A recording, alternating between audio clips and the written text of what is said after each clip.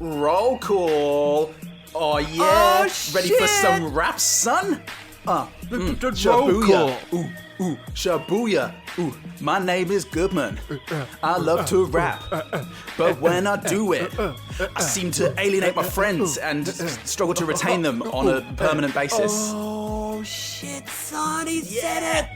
Oh, your turn, Okay, mate. Roll call. Come on. Gather round, motherfuckers. Shabuya. Are you ready for this? 'Twas a deathbed summons, and forth I went, by the way of the western wall so drear, on that winter night, and sought a gate, the home by fate of one I had long held dear. And there, as I paused by her tenement, and the trees shed on me their rime and hoar, I thought of the man who had left her lone, him who made her his own, when I loved her long before. Oh!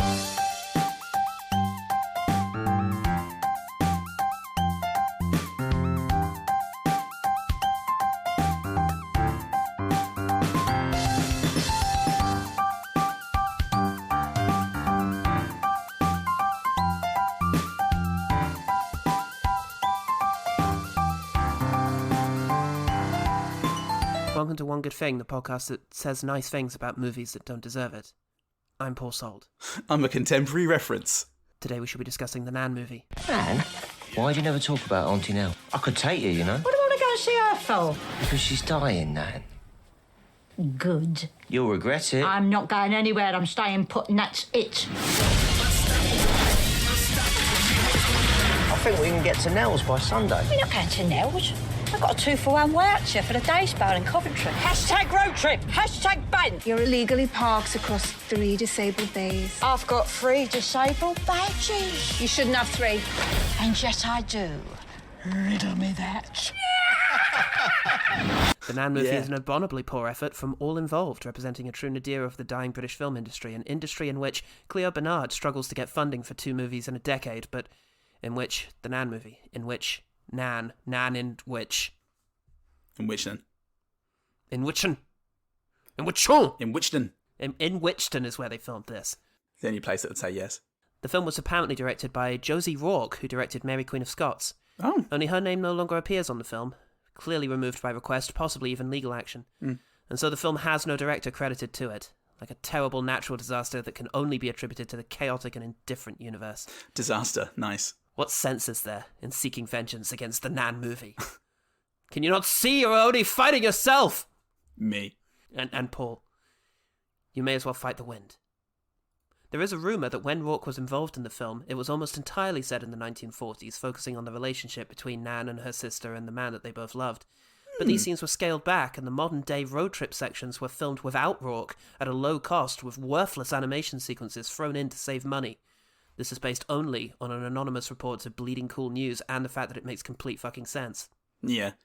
There's those two things.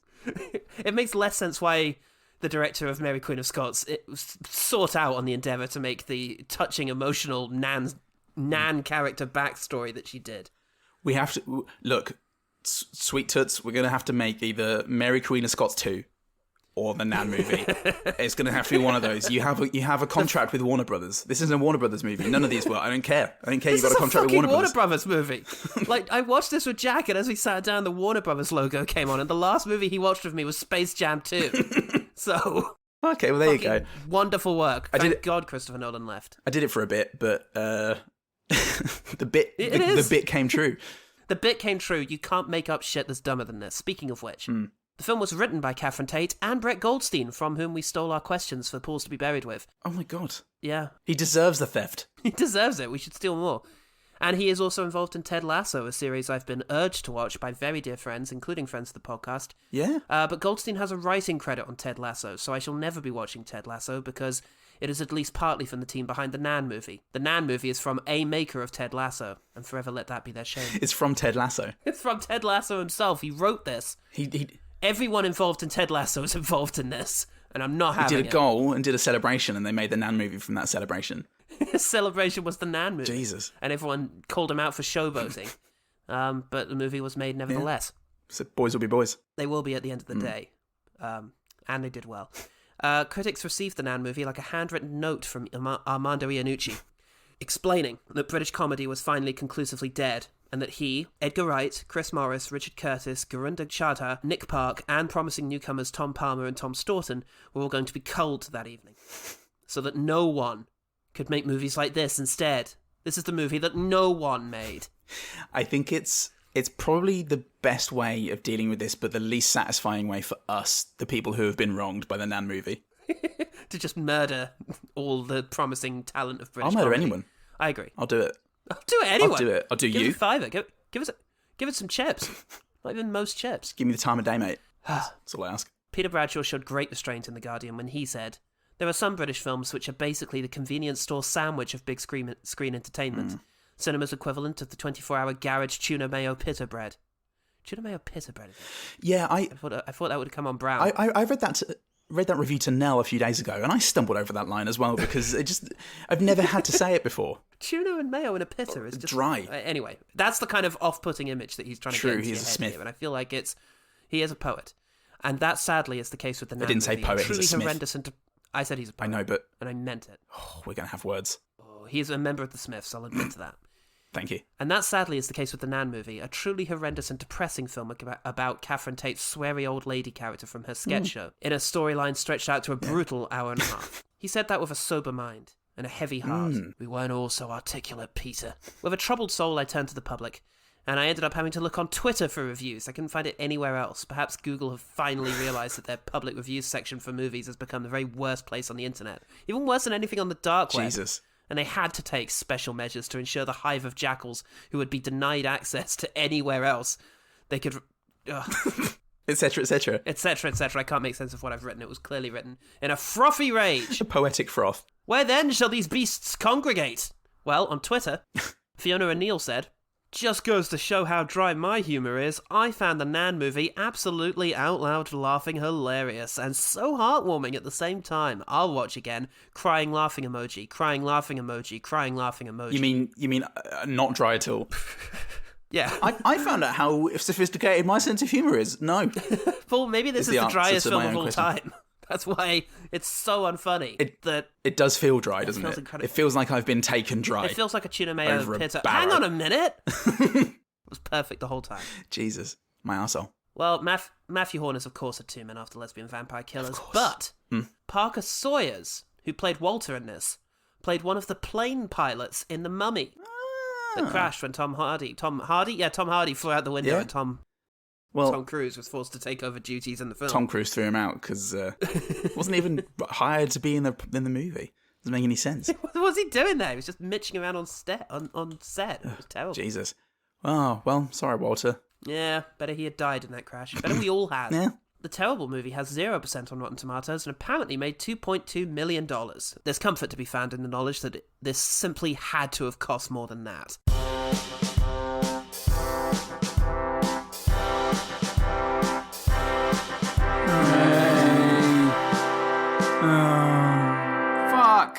Fuck. The film is so spiritually dishonest, there's no way it's financially sound. No, surely it'd be funded by some Randian commune that had already embezzled all the funds. And made this as some sort of point about capitalist art. So, Paul, you fan of the Nan movie? Catchphrase. What's one thing about the Nan movie that helped you to be here with me today? There was something in here, Paul, that reminded me of the Far Show. Oh, no! What a terrible thing. No, it was good because it was a little break from this, and I got to think of a lovely bit. You know the live Far Show live, Paul. We can spend time talking about this. Oh yes. You know the Far Show live, and what's Charlie Higson's character's name? The one who coughs all the time. Oh fuck, George. George. Anyway, like George of the Jungle. That's George of the Jungle. He's singing a folk song with some of his showbiz friends, and they've all got amusing. Like coughs and sneezes, and it's no, nay, never, arse. Yeah. No, nay, never. Yeah. And there's a bit where Paul Whitehouse comes out and he goes, and all around I'm arse in it, and it just descends into horse bollocks, horse arse bollocks. Bob Fleming. God damn it, I was way Bob out. Fleming, that's it. Dang it. Excellent. So that was fun because it reminded me of a good show. Imagine you have a good show that people put effort into making. Anyway. Remembering that the catchphrase itself isn't the funny thing. It's oh yeah, it's how you use the it. stuff around. Yeah. Well, speaking of how you use it, not how big it is, ladies, let's mum. Stop sending me these emails. Let's look at what happens in the Nan movie. Okay. Unfunny, bad prosthetics, undeserved swagger, flash cuts, freeze frames. It's a haiku. When you grow up, you'll be the greatest woman this world has ever seen. And he was right. Boogie Wall!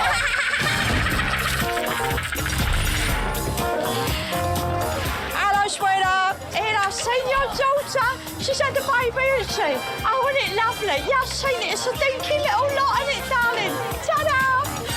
Ugly looking thing. How's your Margaret? Tell her I said hello, sweetheart. Big old girl, isn't she, eh? Yeah, big old Margaret. The fat guy has all the fat diseases. Okay, that's the first 10 minutes of the movie. So you may have to pick up some of the slack from this one, my friend. that's okay, Paul. So Matthew Horn is Catherine Tate's grandson. Her own grandson. And he turns up and helps her carry a statue of Robert Mugabe back home. She thinks it's Trevor McDonald. And they get back to their flat. Oh, tell you what, Paul, she's living next door to naturalists. No. Or naturists. Both. Naturalists. Cinema verite types. Fuck me. Who also happen to be naturists. Get out of here. And get out of here, cinema terms. No, don't belong here. Why, says Matthew Horn. Oh, because they get a box of organic fruit and vegetables delivered to them once a week. Oh, is this the 50s? Brilliant. Catherine Tate, Nan, the Nan, eponymous, eponymous. She gets a letter from her sister, Catherine Parkinson. Catherine Parkinson, oh no, dying sister. Yeah. Oh, she's here. B-bus. Matthew Horn says, yeah, get in my B-bus. I do arts and crafts. Oh, what, because you're gay? I'm not. No, thank you. What is this, the 50s? Awful improvised van sequences. Yeah. Hashtag road trip. Hashtag bikes. Hashtag crafts. What's this, knitting needles? You can't have knitting needles around there because they think Well, it's it like... depends, because it's a spectrum, isn't it? You can use some of them, yeah. Not they turn on each other, love, that's all you need. Yeah, look. Yeah, how many, Jane? How many can I do? No. One, two. Here, Jane. What? Jane. What? Jamie. What? I've eaten a multicoloured tarantula. Eh? It's doing that. Yeah, I know what you're doing. Multicoloured. Go to the lake. Yeah, I know that. I'm eating the body. Take a picture. 1, 2, 3. I thought I'd left my glasses at home, but I haven't. You should put me in one of your cartoons. I look like a fly. Who am I, Jane? Charles Dickens. It was the best Charles of Dickens. times. It was the worst of times. Charles Dickens. Went to Riverfront. Go on, you're going. I'm driving, Nan. That's right, mate. Plenty of those. They go in the van and they drive down the M25. I'm going to say, and they stop. Matthew Horn says to Nan, "Oh, I'm going to take you to a spa. But actually, I'm going to take you to your bloody sister, you twat." No. Flashback to Why Tension Sisters. Exactly. They flash back to the past, and Nan's young and she looks like Catherine Tate. Imagine, and her sister's Catherine Parkinson. Thieves, but still gave yes. to the war effort, bless. We pulled together back then, even if we were awful stereotypes. People's War, it's definitely true, People's War. And they meet an American soldier and Catherine Parkinson slagging it around or something. I'm probably not comfortable using that word in this context, but she wants to steal the lovely cheekboned man, Walter, who's been wooing Catherine Tate at the dance. Whoa, whoa, whoa, whoa, whoa. That's right, mate. 2 white ladies protect a black man from prejudice. Step away from those white girls, boys. Do what? He'll step away from no one. He's got more right to be here than you are, judging by the way you dance. Okay, I'll hear. No, you stay out of it. Clear off, you. Your kind's not welcome round here. I regret ever dancing with you. Tina. Likewise. Thank God they were here. Thank God for the People's War, Paul, where everybody pulled together and class and race, and not necessarily class or race, transcended. Back to present. Piss joke. Toxvig. That's right. Toxvig, isn't it funny? Rap time. Paul, isn't it funny? Listeners at home, isn't it funny that Sandy Toxvig is... No one's ever heard that name before, and it's hard to say. And the other one who's left now, Sandy Toxpiss. Sandy Fox Tick. Sandy Stop Pig. Sandy Stop Pig. Sandy Top Pig. It's hard to say by people in movies. Yeah, it is, mate. Nan falls asleep because she's Dreadful old. animation. Yes, there's an animation. Animation. That's right, mate. Only slightly more off-putting than the other footage. It's only slightly, and that's because of the eyes, the horrible sunken eyes that everyone has. Brain-grating laugh. I love to bounce. Bounce, bounce, bounce.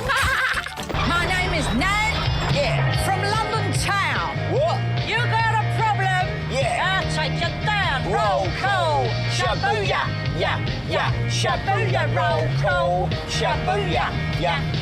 Shabooya. Roll call. Absolutely, mate. Taking the words out of my mouth. Nan falls asleep because she's old. And Matthew Horn goes, I'm not going to take her to fucking Spa in Coventry. This is bullshit. I'm going to take her to an island off Ireland, which is where her sister is. Yeah. But it has to stop in Liverpool. They didn't drive the 3.5 hours to Coventry, but the 6.5 hours to Liverpool. It was a very sneaky trick. It was indeed, and I'll have to have words with them later. But they were in Liverpool, and oh no, Paul, I haven't seen the Catherine Tate show. Is this a character from the sketch show? Oh, she got a woman fired, and now she's a traffic warden. Oh, I hope she wins. Job shaming. I am a member of the road policing unit. Traffic warden. Traffic police. Traffic warden. They are vastly different. Do you give out tickets? Yes, I do. Then you're the traffic warden. I'm all for job shaming. Hostel scene, awful young people. Australians. Love funky grandma. They're Australian, so of course they love her. She does an ecstasy. To the club. She does an ecstasy Drugs. pill, Paul. 90 fuck. 90 fuck, exactly. And she's up all night. She's made some friends for life there, from the Australian rugger chums. And then Is that like a bag for life? it's kind of like a bag for life, except you can't kill yourself with it if you tape it over your head. Like you can with friends. No, your friends you can't. Not unless they all band together, but it's too many caveats. I prefer a bag for life for that. Bag for death. And then they go to Ireland. She falls asleep again, probably. And, no, they escape from the traffic warden. That's it. They escape from the traffic You warden. notice how Scouse people make guttural noises? Mind you, I don't know how anyone understands what they say on Hollyoaks. It's all... isn't it, eh? Oh, I have now. Fart joke. Nan?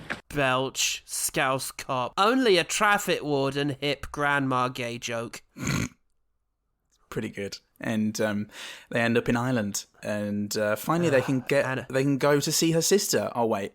Nan needs to stop off for a top-up of her dependency. And Animation that makes rathergood.com look like fucking Takahata. Oh no. I just thought about divinity, Paul. Why is this podcast like this? Why are we doing this? You just thought about What are we doing it for? You just thought about the concept of divinity. I just thought about all the wonderful films out there. Why? Yeah, well, Why is this our lot? it's not too late to change, Paul, but we will. The thing is, we will experience a severe drop in listener numbers if we are seen to be having fun. Oh no, I forgot about how much they all hate us. Yeah, see, it's a double-edged sword, but both edges are on the wrong side. Irish joke. He's a terrorist. It's okay if they laugh. And a vegan terrorist. Let's just stick it to vegans as well.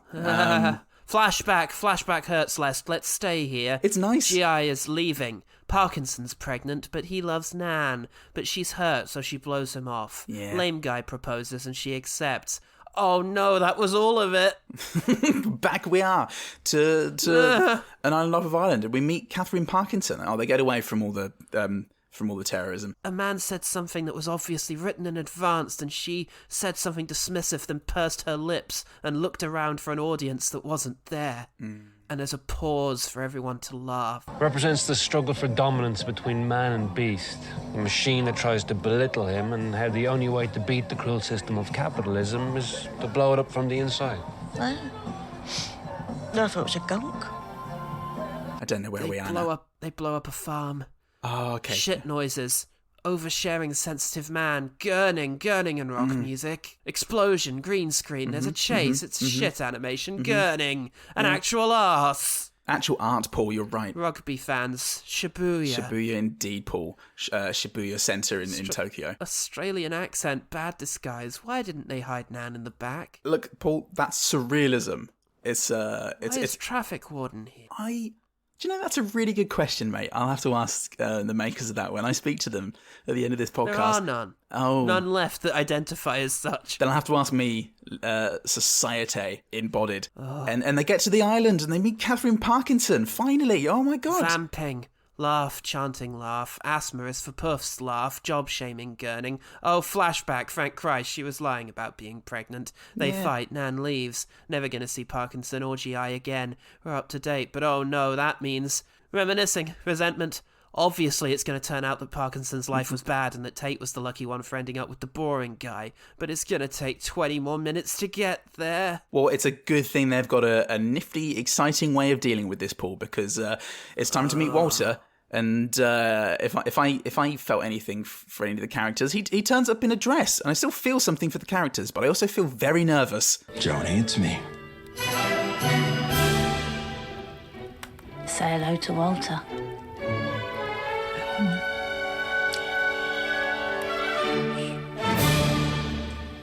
So you both wear dresses? Yes, sometimes we share them. He has tremendous taste in fashion. Oh, it's hay. Hay, is it? Yeah. What's going on? Am I having a stroke? He's a cross-dresser and it's played for laughs. It's okay if he laughs too, though, like the Irish man. Lucky escape after all, she thinks. She may have been with a man she didn't really love, but at least her sister had a tough time of it too. I mean, all these years, I thought you'd been living the perfect life. Little did I know most of it's been spent arguing over who looks best in a feathered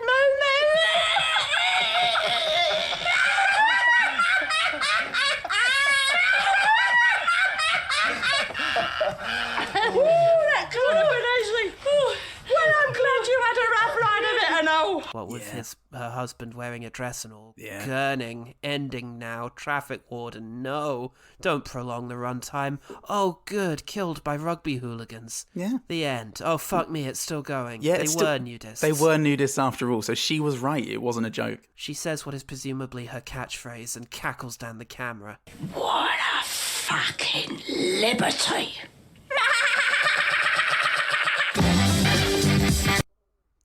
And you've got to appreciate that she waited 90 minutes to do it. I know I did.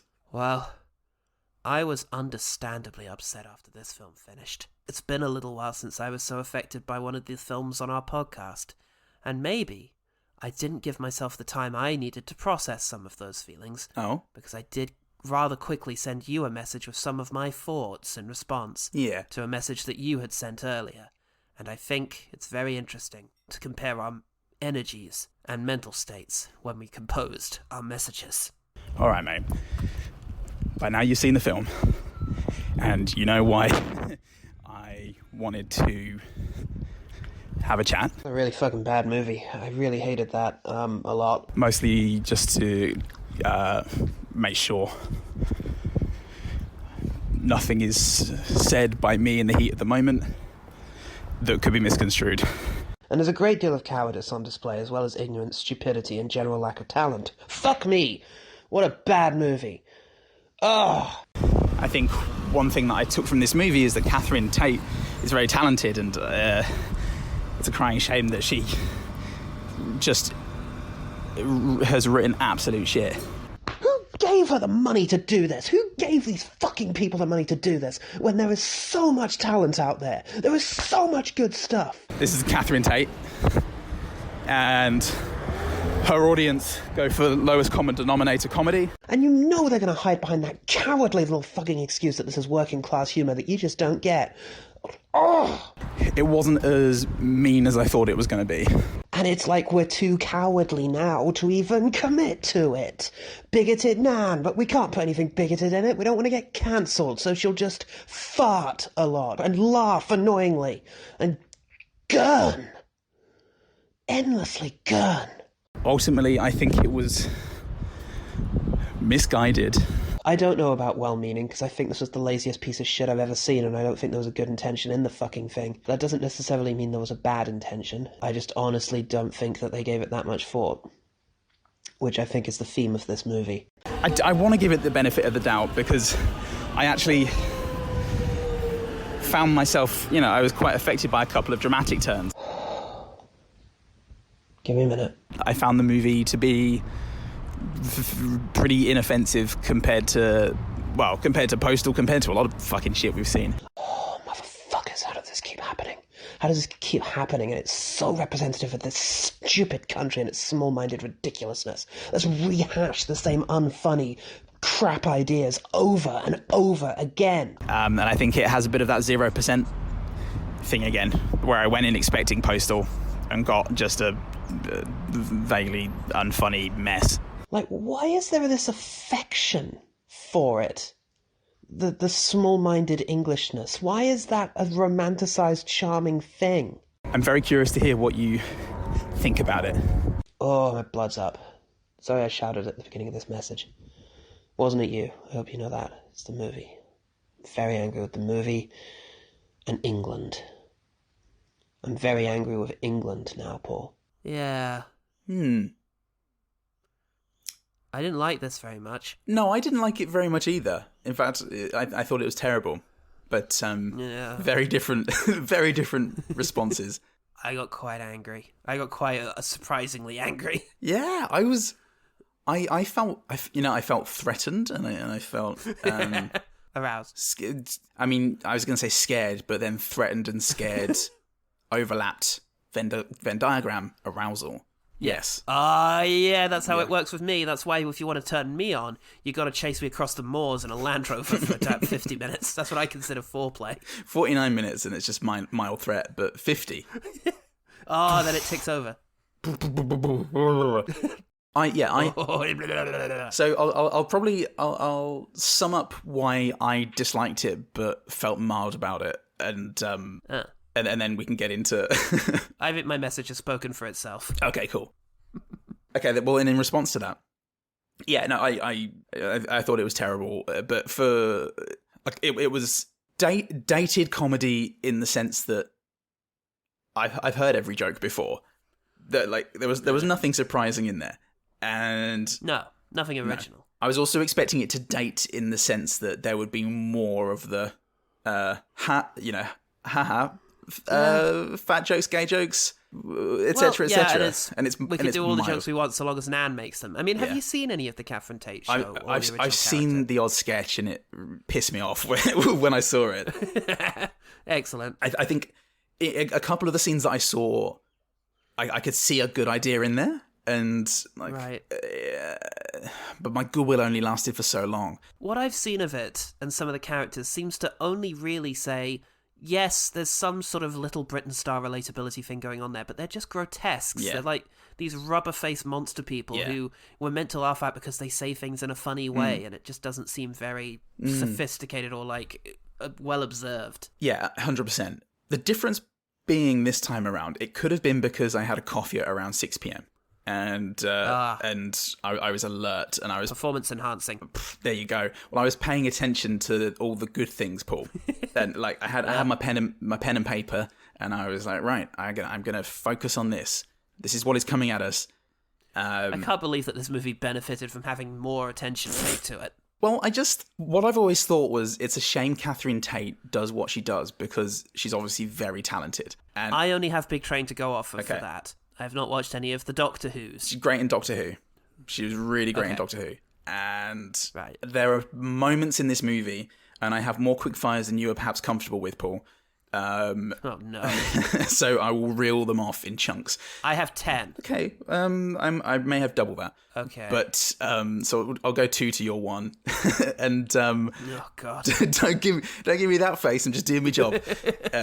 It's what no one pays me for. But there are just so many little things that Catherine Tate would do, whether it's facial expressions or comedic timing, that I just found myself writing down. The jokes may not have been good, but there was something good in there. Okay. And I also found that her dramatic turns There are a few moments in the past, and there was one moment in particular when they're on the ferry over to the island off of Ireland. Yeah, that I just found. I remember painful, watching that, thinking, in a good way. Fuck, Goodman's gonna like that. That fucking prick's gonna be all over that.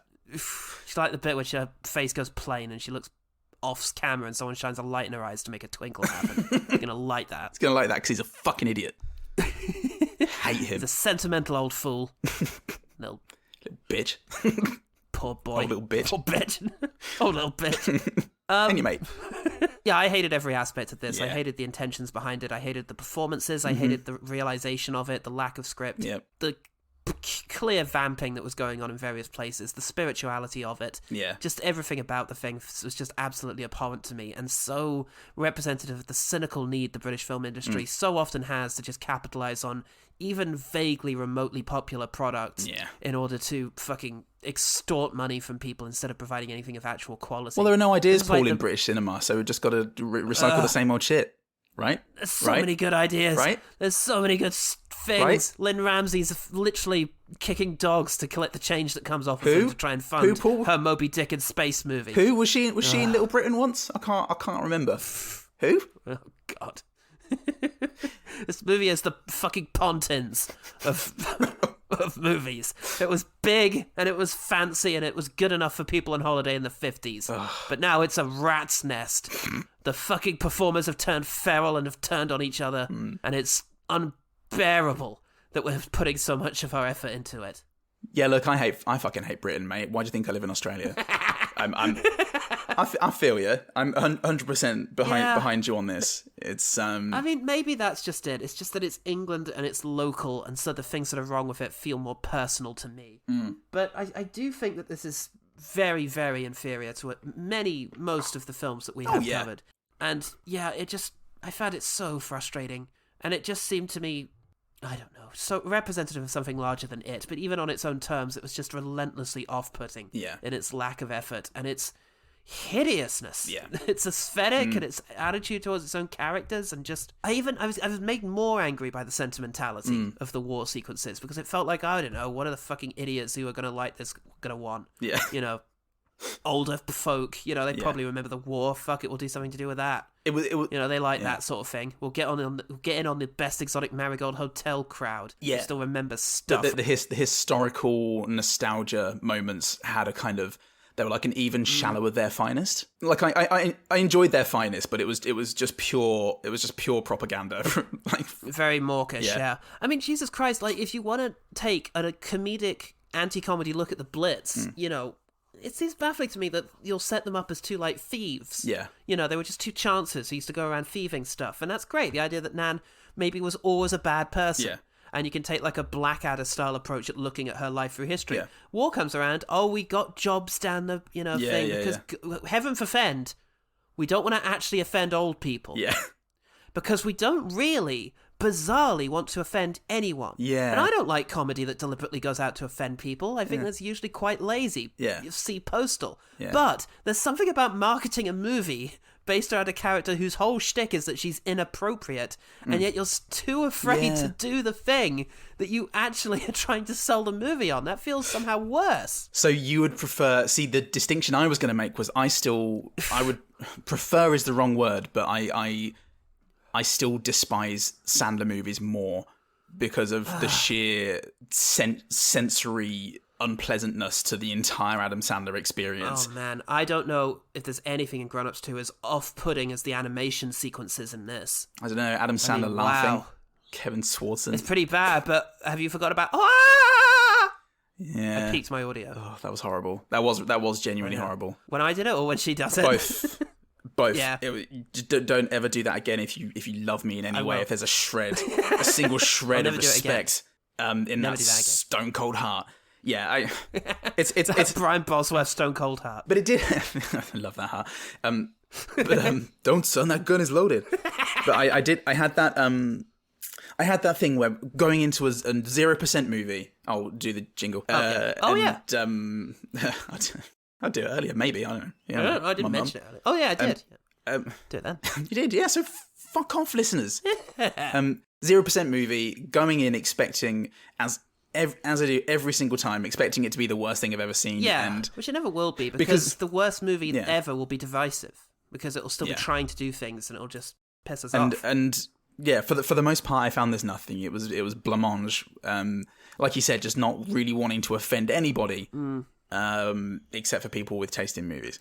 Yeah, and it is the lowest common denominator. And if I were living in Britain, I would probably hate this with a passion. I would be seeping bile right now. But God, if I could, I know it's completely against the sort of thesis of this podcast, but if I could quickfire things I hated, we would be here for so long. Like the first few moments of the movie where she's introducing this kind of swagger, sort of, all right, I'm here, what's going on? And it's just, and it freeze frames on her and like has colours in the background, and it's like, oh God, my skin. Is this a Dadaist parody of mass media? Oh Christ. It's like, fuck, what is it? There's like an old, no, that's too obscure. Freddy Got Fingered. It's like Freddy Got Fingered. I don't know, it's like, shit, why isn't there a better reference? A parody, a comedy movie where a character no one's ever seen before comes in and says, did somebody say Jeff? And everyone's like, Jeff! And nobody's ever seen it before. Rick and Morty, the cable episode, not the cable episode, the Poopy Butthole. Weird one with, Yeah,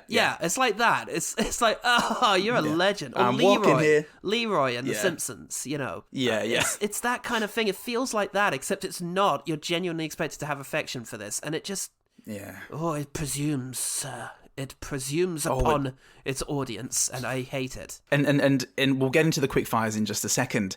The problem is every quickfire I have it's just tinged with regret that there was anything good in this, because the fact that there was any talent or anything positive in this at all makes it worse that this movie was what it was, because it, as you say, it just seems to shun, it refuses to soak up this talent and use it, and it just seems to like get in by accident, because God forbid you'd want to actually do something good and scare people off. I struggled with our mission statement watching this, because I thought, who the fuck cares? Who wants us to go and find good things about in this this podcast? Dreadful movie? About this film. People care about the podcast. I believe in Harvey Dent and the podcast. And no, just who wants us to do this? What spiritual and emotional gain is there in going to something as universally risible as the Nan movie in order to hunt out good things? You know who wants us to do this, Paul? Who? A young man named Werner Herzog. That's true. I forgot about Werner, as I all too often do.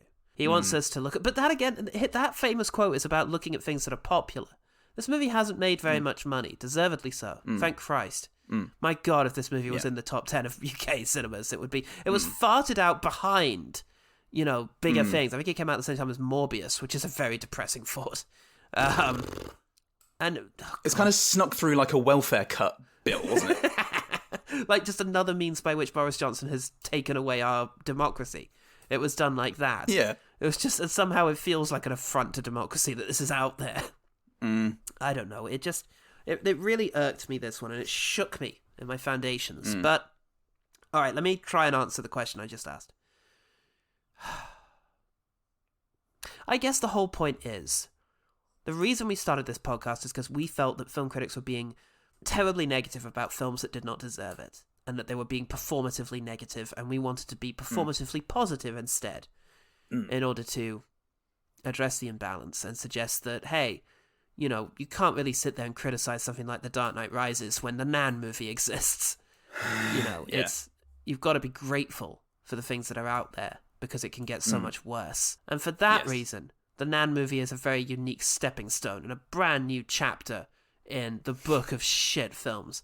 I highly recommend we avoid doing British comedies for a while, because my stomach can't take it. They're always the worst. There's something about comedies and then British comedies that just lend itself to being the worst things you've ever fucking seen. Yeah. Also, fewer listeners probably, because no one's ever heard of them.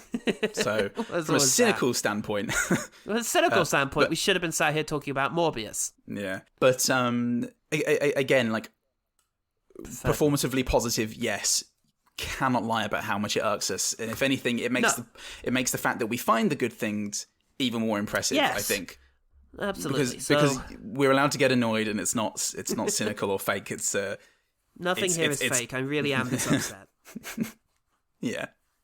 Let's talk about some good things that make you even Let's more talk upset. about some good things. You start with 4 of them. Okay, because I may have more than 20. Quick fire. All right, I'm just going to go in the order that I made the notes, Paul, and fine. We'll see. I liked the opening shot that was in the past, the font that came up and said City of London. I enjoyed that.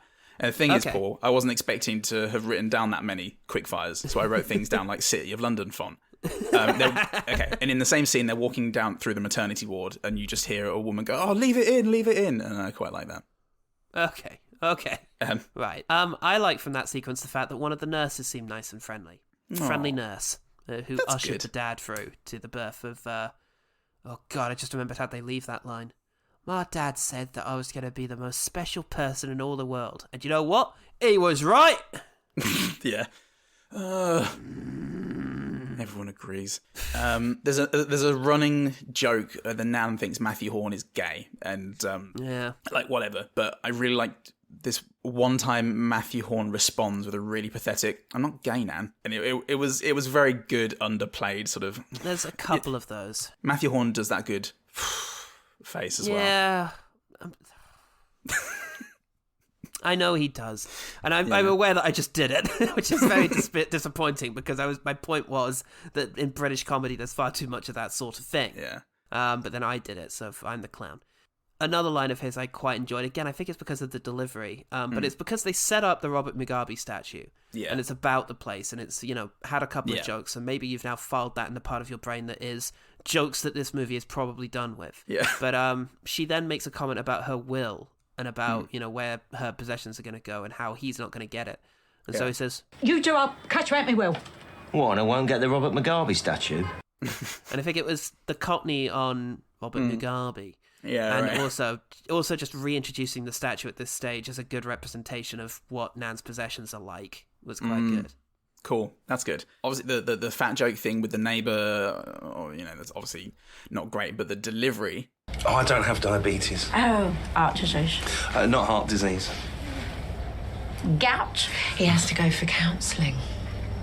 For your gout? There was a great pause, nonplussed look in the eyes, and then the sort of harshness of gout is great.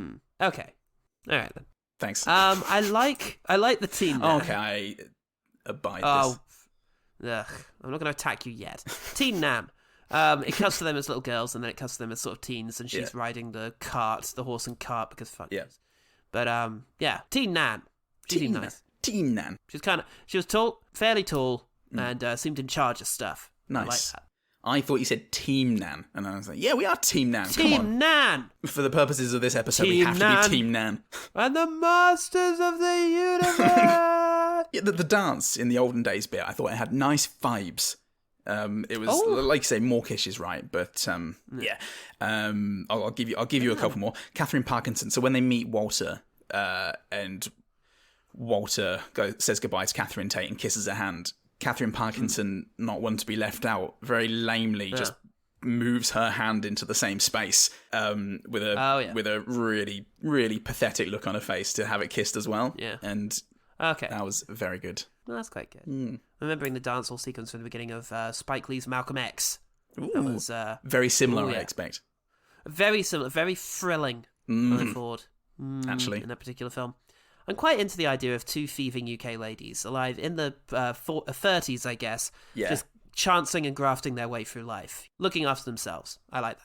Nice. Two horrifying things here. The eyes in the animations is the only good thing really that I liked about the animation. I did actually. There was a part of me that went, oh, they're also doing a thing about them having an insane action sequence with a helicopter and doing it with an animation. And there is something in that. It's just you obviously know that there's a cynical thing French of just. Dispatch. This is my least favourite bit of the French Dispatch, Paul. I enjoyed that bit of the French Dispatch. I know you. I like when the strong man flies off the boot and then he gets back on and jumps back onto the car just as it starts up again. That's actually that bit really made me laugh. So there is that. You see, the one good thing about the French Dispatch. That one bit that reminded me of Nan. But the eyes in the animation really sunken and heavy on all of them, and that looked pretty gross. And then I wrote Nan's laugh equals eldritch horror. So I guess if that was her intention. Good on her. Good on that. I'll give you one more because got loads. Why not? Another one in the past. Another one in the past for you. In the past. Catherine Tate, Catherine Parkinson. Oh God. Both. And Walter. The Catherines and save us some time there. The Catherine Tatensons and Walter were in a cafe eating, and we've got a voiceover from Nan. And she's saying, "Oh, we really got on, me and Walter." But Catherine, But she did have a tidy pair of knockers, which at the end of the day, he valued more highly than regional accents. and I really liked the matter of factness of that. That's relatively. I missed regional accents, which is quite That's a good line. A line that, again, the line wasn't so great, but the delivery was quite good. Who's the guy she ends up with? The fucking pipsqueak? Tell? You should be grateful. Yeah, Tell. Oh, Tell. How'd you get in? Knocked out a doorman. We don't have a doorman. Oh. Listen, Joni. We don't have a doorman. Oh. Listen, I just wanted to say, and the moving past that was Yeah, very right. good. The sort of, but then also, never mind. That's good. There's one more of those coming up, so look out for that. Ooh, oh, it's my next look out for one, that. so you'll hear it next. Oh, brilliant. I'll try and remember, but obviously Please do. I, a member of the British public, can't trust me to do that. Heaven forfend. Oh, God. Heaven for chance to be a fine thing. I should say, it's vulgar to keep that many jokes in your head at the same time.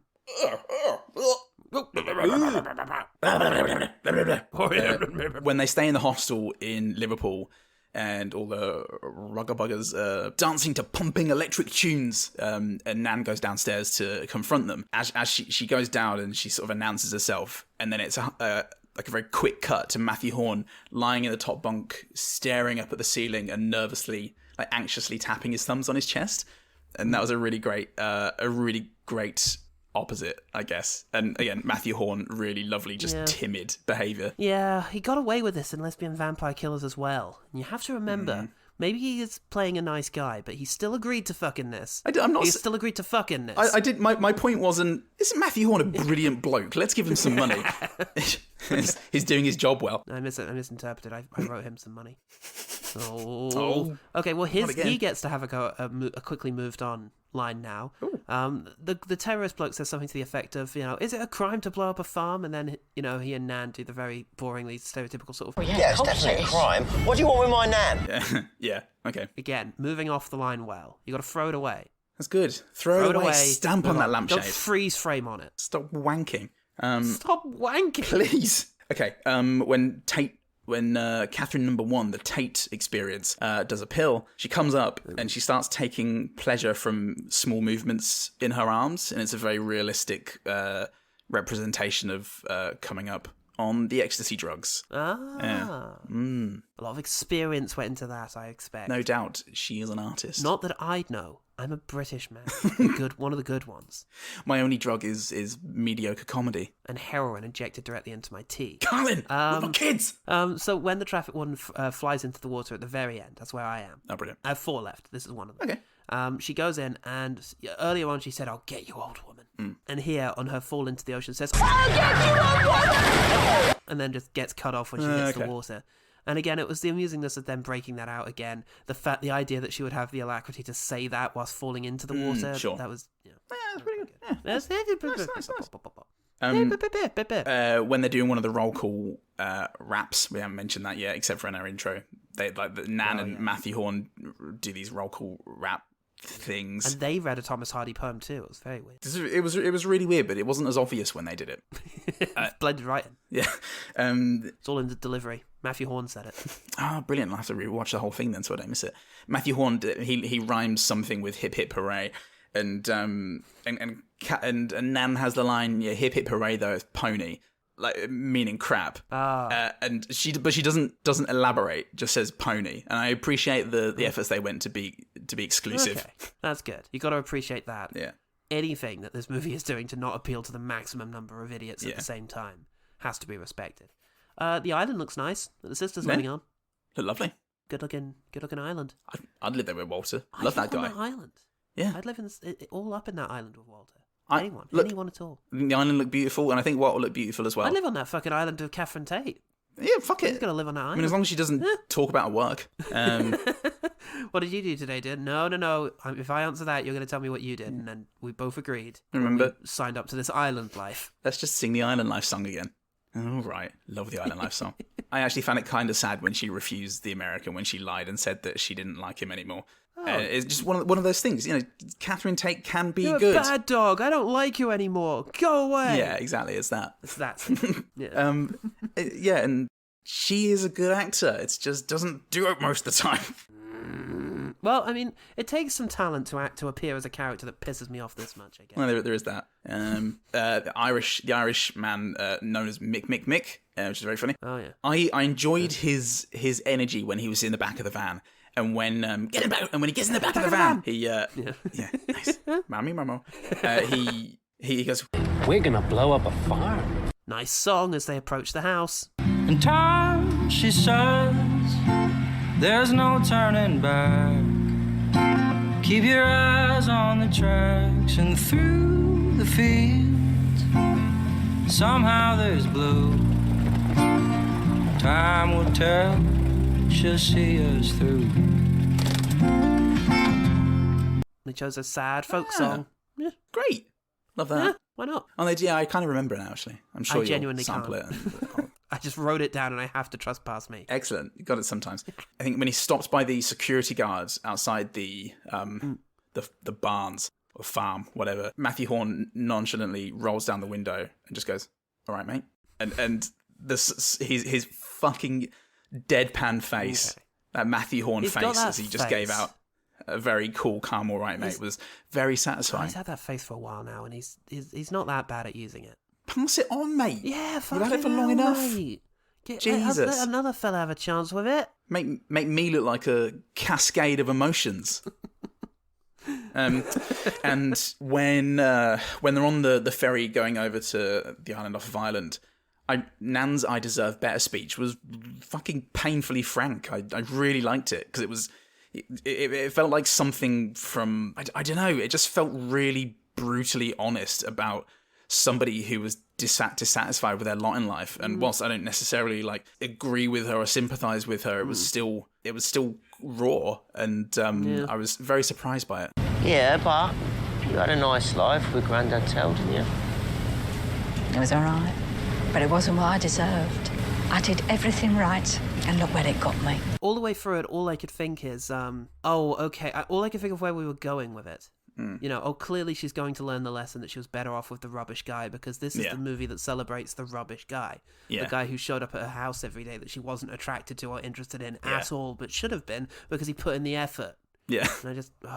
yeah, I know. Fuck me. Yeah. I know. I try not to think about that too much. I just take it as it comes. Why? It's done me no harm.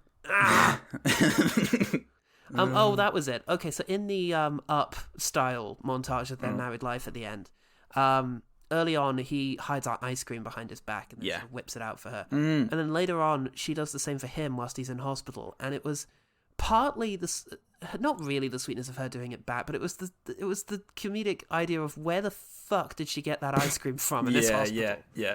Like that was quite a good surreal gag, and I love a surreal gag. I do like that. Cauliflower. I love that. That was like Reeves and Mortimer. Oh, brilliant. Less farting though. We ask the questions. Okay, my last one then. The Catherines are reunited, and Catherine Parkinson says Walter's very excited or very nervous about seeing you again. I went, oh, Walter's still here. I thought Walter was just going to be dead or something. Yeah. And I was really excited to see him again. And I just thought, I clearly have there are things in there. There are signs that there are talented people in here. Yeah. It's just only think about those. Only think about that, and then stay away from only those. It didn't get any deeper than that. Yeah. But I was surprised to find that I was excited about seeing a character again. So that's good. That is good, and that was all of the quick fires, as I often say. So, what about the OG team? Too often, if you ask me. The OG team! OG team, what have you got for us about the Nan movie? A lot? I guess a lot. I'd imagine a lot. Speaking of taking fucking liberties. Oh, you fucking liberties. That's a catchphrase, by the way. It's brilliant. Props for only saying it once. That's true. It could have been all the fucking time, and it wasn't. It could easily have been. Okay, pretty sure the one and only contributor, and haven't seen the Nan movie, I'm just going to give you a heads up, Paul. Jem Newlin over on Patreon, wonderful patron, Jem Newlin. He says, I have to admit... He said, I have to admit... That was quite a face. Thank you. Jem Newlin, lovely man Jem Newlin says, I have to admit, giggling at a lot of Catherine Tate's stuff, and generally consider her to be quite talented when she tries. Already found him. Watch his trailer. Well, that looks like it's for cunts. I hadn't seen the end of that message. That was great. And that's why you get Jem Newlin in as a fan. Yeah, that's why you put in the hard yards. There's no hard yards. It's all easy yards. Great man, Jem Newlin. Thanks for that, Jem. That was fun. Easy yards ahead, old friend. Jem Easy Yards Newlin. Easy on the yards, am I right? I don't know. Maybe, mate. I don't know. What is this? Let's talk about the one better thing. The one better thing. I'm going to go with, I mentioned earlier how hard it is for Cleo Bernard to make movies because the world sucks. Let's go with her most recent movie, Ali and Ava. Yeah, it's about two lost souls, really, who are struggling a bit. We've got Adil Akhtar as Ali. He's great. He's in here as Ali, and he's this guy who's he's living with his partner, but they've separated, but they can't really because it's a Muslim household, and they don't want all the judgment from the fucking family. So they're kind of living together in spite of the fact that she's clearly moved on and he hasn't. Yeah. And then Claire Rushbrook is living in a household where the dad has died. The son is becoming a bit of a bad sort. He's falling in with bad crowds and following some of his dad's worst habits. But she's trying to keep it going. And together they come together and form an unlikely romance. And it's, very funny, very sweet, and an actual story of real working class people that is inspiring and compelling and interesting and funny. Ooh, what a combination. Oof. Brilliant. So... Mine is Alan Partridge, Alpha Papa.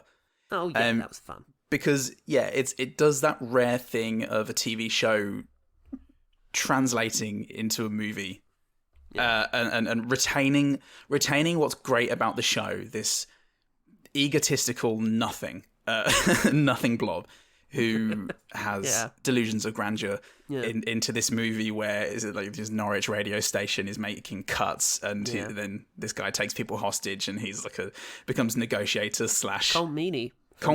Oh my god, Colmeany, that's it. And and he is a meanie in this, let me tell you. See, it's the workers who should be punished.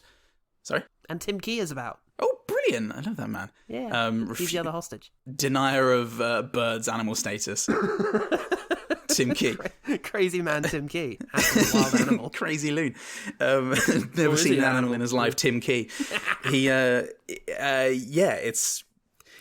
retains the silliness of Alan Partridge, and it allows...